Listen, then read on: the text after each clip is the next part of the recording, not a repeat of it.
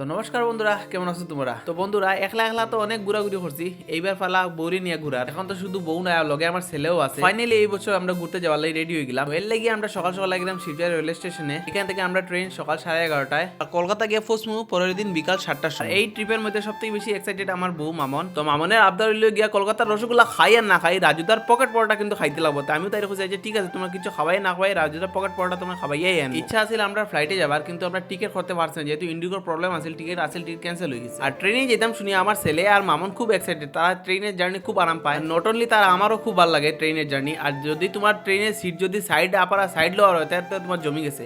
তা আমরাও সিট পড়ছে সাইড আপার সাইড লোয়ার, খুব ভালো সিট পড়ছে। আর এইদিকে আমার ছেলের খুব ফুর্তি, যেহেতু তার দিদা তার মাসি সব লগে আছে, সেভাবে তারাও যাবো আমরা লগে। এর লাগে তার খুব ফুর্তি লাগে, একটু পরে তার সব ফুর্তি মাটি হয়ে যায় যখন দেখবো তার দিদা আর তার মাসি তার লগে যান। ফাইনালি আমরা ট্রেনের সিগন্যাল হয়ে গেছে, ট্রেন সাইড দিত। তার দিদার কুলতে খুব কষ্ট মষ্টে তার টানিয়ে নামাইলাম। হে দিদার কুলতে নামতে চান না, এভাবে তো দিদা তার লগে যাইবা। ট্রেন উইটে আমি ছেলের কইলাম টাটা বাইবা কইলে দিদারে দিদারে টাটা বাইবা করতে রাজি না, এভাবে দিদা তার লগে যাইতা। এইদিকে দেখতে পারে তার মাসিরও মন খারাপ, আর দিদার তো চোখে জল, দিদার চোখে জল লাগিয়েছে। তার নাতিরে কয়েকদিন লাগিয়ে দেখতে পারত। বাড়ি থেকে যাওয়ার সময় তার ঠামিরও একই অবস্থা ছিল, এখন এখান থেকে যাওয়ার সময় তার দিদারও সেম অবস্থা, দুজনের চোখে জল। তো আমি আমার ছেলে জিজ্ঞেলাম কি তাই তো দিদা আর ঠামা দুজনে খানরা তো যাবার না লাগে, তুই কি তা করতে? ছেলেটাকে কি আর আমি দাঁড়াইতাম, তারা কান্দলে কান্দো, আমার গুড়াটা আগে, আমি গুড়াত যাইতাম আগে, চলো বাবা গুড়াত যাই। তো এই কথা হইয়া তারা টাটা বাই বাই দিয়ে আমরা জার্নি শুরু করলাম।